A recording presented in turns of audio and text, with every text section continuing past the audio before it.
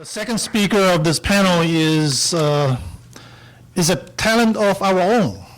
He's a professor of social science of College of Arts and Sciences, Dr. Gail Linsenbard, who received a PhD in philosophy, yes, at the University of Colorado in the year 1997. I have to really wear my glasses. Prior to joining New York Institute of Technology, she was on the faculty of New York University and the University of Colorado. Her most recent book, Starting with Sartre, explores Sartre's most influential philosophical predecessors. So let's welcome Dr. Gail Linsenbard. Okay, so the title of my paper is Possibilities of Statecraft Without Democracy, ? So I begin with a little history. In a well-known passage from his classical political treatise, Leviathan, the 17th century philosopher Thomas Hobbes imagines what life would be like in the absence of political authority, a hypothetical condition known as the state of nature. In such a state, he says, there would be a war of all against all, with no knowledge of the face of the earth, no account of time, no arts, no letters, no society, and, which is worst of all, continual fear and danger of violent death. And the life of man, he says, solitary, poor, nasty, brutish, and short. It is no wonder Hobbes offered such a dramatic account of the state of nature.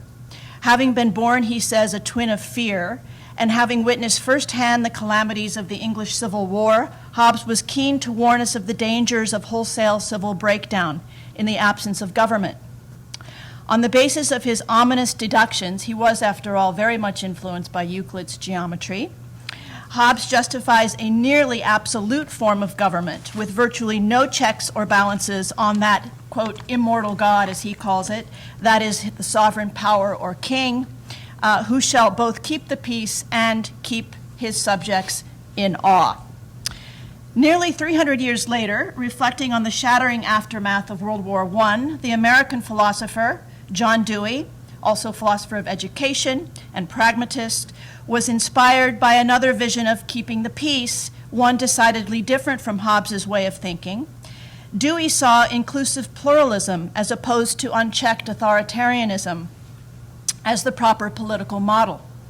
Quote, as the work of integration and consolidation reaches its climax, the question arises whether the national state is not just an instrumentality for promoting and protecting other and more voluntary forms of association, rather than a supreme end in itself. Dewey offers two facts to support an affirmative reply of the diminished state power. First, he says, along with the development of the larger, more inclusive, and more unified organization of the state has gone the emancipation of individuals from restrictions and servitudes previously imposed on them by custom and class status. Compulsory associations have been replaced by voluntary ones, rigid organizations by those more amenable to human choice and purposes. As they develop in number and importance, the state tends to become more and more a regulator and adjuster among them, defining the limits of their actions and preventing and settling conflicts. Dewey argues that the newfound association of persons challenges the supremacy of the state as an end in itself, and offers a metaphor of the state as the conductor of an orchestra who makes no music himself but harmonizes the activities of those who are engaged cooperatively on worthwhile pursuits. While the state remains highly important, Dewey notes, its importance is attenuated, consisting solely in the power to foster and coordinate the activities of voluntary groupings. For Dewey, every combination of human forces that adds its own contribution of value to life has for that reason its own unique and ultimate worth, and cannot be degraded into a means to glorify the state. In point of fact, he says, war becomes increasingly demoralizing because it forces the state into an abnormally supreme position. The second fact Dewey offers to support an attenuated view of the state is the opposition between the claim of independent sovereignty in behalf of territorial national states, the territorial national state, and the growth of transnational interests. Here, anticipating the emerging realities of 21st century globalization, Dewey is remarkably prescient. The weal and woe of any modern state, he says, is bound up with that of others. Weakness, disorder, false principles on the part of any state are not confined within its boundaries. The same is true of economic, artistic, and scientific advances. Hence, Dewey observes, our internationalism is not an aspiration, but a fact, not a sentimental ideal, but a force. I consider the theme of this conference the challenges of democratization in the Middle East, U.S., Turkey, and the Arab world against the backdrop of these two starkly opposed visions of statecraft. To be sure, Hobbes's fears seem very real in the context of our world today. The protracted violence and breakdown in Syria following civil uprisings with the deepening humanitarian crisis pushing well beyond Syria's borders have devolved into a kind of Hobbesian state of nature with no end in sight.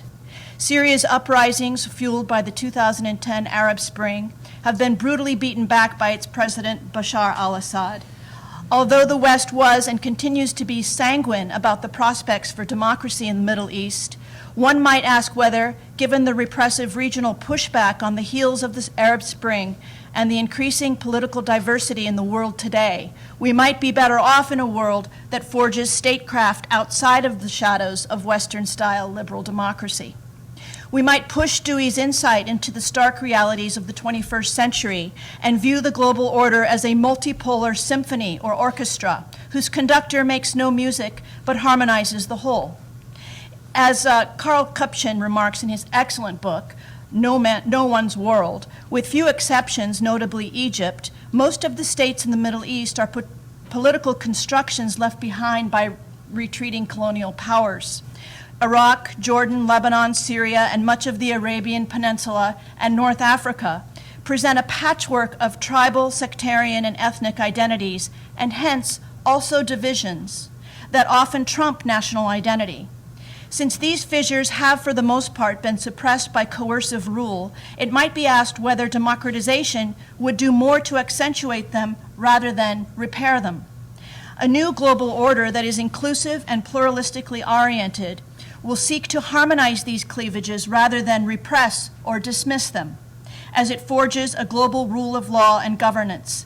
It will hold all political actors accountable for not only sustaining but promoting a flourishing humanity in the 21st century and beyond. Moreover, as Kupchan remarks, the spread of participatory politics in the Middle East has strengthened rather than weakened the political sway of religious parties, signaling a deepening departure from the West. To be sure, the Arab Spring's popular uprisings seem to reflect universal longing for the values of human dignity, autonomy, and opportunity, but importantly, these longings do not necessarily also reflect a universal embrace of the Western worldview. We need only think about real regional examples to appreciate the force of this observation. Following the U.S.-led invasion in 2003, Islamic forces have turned out to be one of the main beneficiaries of Iraq's truncated democracy.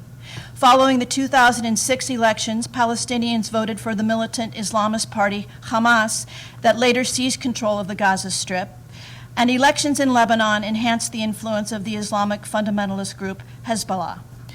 Thus, the Arab Spring could have similar impact elsewhere, strengthening Islamist forces in countries whose regimes have been toppled by popular uprisings. As these examples illustrate, democratization does not necessarily equal westernization. Hence, as Kupchan observes, the more democratic the Middle East becomes, the greater the role that Islam, even if a moderate brand, will play in public life. This outcome would be neither good nor bad. It would simply be a reality in the part of the world where politics and religion are inextricably intertwined. Thus, while the West yearns for hegemonic influence of its most cherished ideals, particularly with respect to exporting the ideal of Western democracy, it may very well confront intractable difficulties. And here I quote from Kupchan from his book. In the Middle East, more democracy may well mean more political Islam and the emergence of Arab states which, precisely because they are representative, will be less willing to cooperate with the West rather than their autocratic predecessors. In most of the countries that have held democratic elections of one sort or another, Iran, Algeria, the Palestinian territories, Lebanon, Iraq, Islam has only strengthened its hold on politics. It is, he says, illusory for the West to think that the spread of democracy also means the spread of Western values.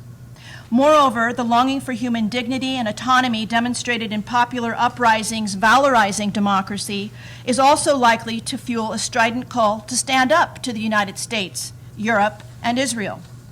Paradoxically, then, one of the deepest challenges to democratization in the Middle East is to recognize legitimate forms of democratic practices that are decidedly different from the Western style of liberal democracy, as well as other forms of statecraft that depart completely from democratic practice. Notably, foreign policy commentator and historian Robert Kagan has observed that elites in the West have, quote, operated on the ideological conviction that liberal democracy is the only legitimate form of government and that other forms of government are not only illegitimate, but transitory. But is liberal democracy the only legitimate form of government? Surely other non-democratic global actors, to wit, the UN, the World Bank, the IMF, the G20, help define our geopolitical institutions. No one could sensibly argue that they are not therefore legitimate.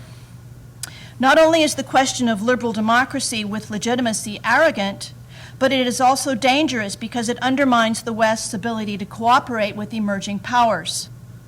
One stark example of this kind of dangerous rhetoric equating legitimacy with democracy is George W. Bush's remarks in his second inaugural address, quote, America's vital interests and our deepest beliefs are now one, so it is the policy of the United States to seek and support the growth of democratic movements and institutions in every nation and culture. And more recently, President Obama and the EU's foreign policy chief, Catherine Ashton, in various speeches have signaled unwavering commitment to democracy promotion. If we are to avoid descending into a Hobbesian state of a war of all against all, the geopolitical trajectory of the 21st century might do well to follow Dewey's lead and emphasize inclusivity, pluralism, and multipolar cooperation rather than spreading or promoting liberal democracy. In this regard, Kupchan notes, only if the West works cooperatively with all regimes willing to reciprocate, democracies and non-democracies alike, will it be able to build enduring peace. Indeed, the global challenges of climate change, terrorism, food and water security, energy, health policy, and cybersecurity require nothing less than the combined, collective, and concerted efforts of all political actors if we wish to secure the world for future generations. Where does Turkey fit in? As a country at the crossroads of Europe and Asia, and as a democratic, secular, unitary, constitutional republic, Turkey's importance cannot be underemphasized. In fact, it's quite a trendsetter. Turkey is uniquely poised to be an exemplar of statecraft that can help shape the thinking and discourse of its regional neighbors in ways perhaps not anticipated by the West. Two shifting realities on the Turkish geopolitical landscape are notable. First, Turkey has shifted its orientation away from the U.S. and Europe, moving toward a deeper engagement with its Muslim neighbors. And second, Turkey's rising middle class and expanding economy have tended to weaken secularization in politics. The rigid national secularism modeled on the West and enforced by Turkey's first president, Kemal Ataturk, has recently been challenged. The 2002 elections brought to power the Justice and Development Party, the AKP, under the leadership of Prime Minister Erdogan, and recent elections confirmed that the AKP, a party with Islamist roots, remains in power. Just last month, in his efforts to thwart allegations of corruption, Erdogan banned the social media sites YouTube and Twitter, albeit to negligible effect, and later ignored the Turkish court's ruling that such bans contravene the constitution. These events demonstrate the diminished influence of both the Turkish military and courts since the rise of the AKP. As Kupchan notes, the shift in Turkish politics has stemmed in large part from the economic and political empowerment that was formerly the country's urban and rural working class. More conservative and religious than the traditional urban elite, this rising sector of the Turkish population is the AKP's electoral base and the primary backer of the Islamist bent. Moreover, this geopolitical shift can be seen as a sea change in the Middle East and not merely incidental to Turkey. For example, the historian Oliver Roy notes that conservative in faith and beliefs, but modern in terms of business, the middle class of Islamic Puritans with a Weberian work ethic can be seen to be emerging. This neo-bourgeois adheres to traditional values and is eager to perpetuate them in the modern environment. This supports Kupchan's observation that Turkey's economic and political trajectory is diverging quite starkly from the Western model, bringing religion back into politics, not ensuring the separation of mosque and state, so that what likely lies ahead is an Islamic brand of modernity, not the secularization of Islam. Notably, Kofi Annan, the former UN Secretary General, has strenuously supported the collective responsibility to protect as the new global norm, stipulating both the requirement and moral obligation to intervene and alleviate widespread human suffering. Beyond isolation and sanctions, other proposals justifying the abrogation of state sovereignty might include international military intervention to disarm states producing weapons of mass destruction or removing those responsible for the systematic abuse and exploitation of its citizens. The norm for confronting the challenges in the 21st century will require that we promote the standard of responsible governance for all regimes, whether democratic or not. Those regimes that fall below the standard will face repercussions by the consensus of the global community's moral and legal mandate to respond. But there are no guarantees. Our collective security will depend upon our willingness to acknowledge that different kinds of polities can practice different forms of responsible governance. In contrast, as Kupchan notes, to compel other societies to embrace a certain form of government would be to impose a type of unfreedom. I return by way of conclusion to Dewey's metaphor of the state as conductor and harmonizer. Extending the metaphor, I imagine that today's global stage would host Gustav Mahler as the conductor and his symphony, The Song of the Earth. The zeitgeist of Mahler's age and music hold profound lessons for our present geopolitical situation. Mahler's romantic ethos of aspiring toward the unity of universality and individuality is expressed in much of his music in the attempt to poetically reconcile the contradictions between the ideal and the reality, while showing the challenges and difficulties that ensue are themselves part of the collective human experience. Thank you very much for listening.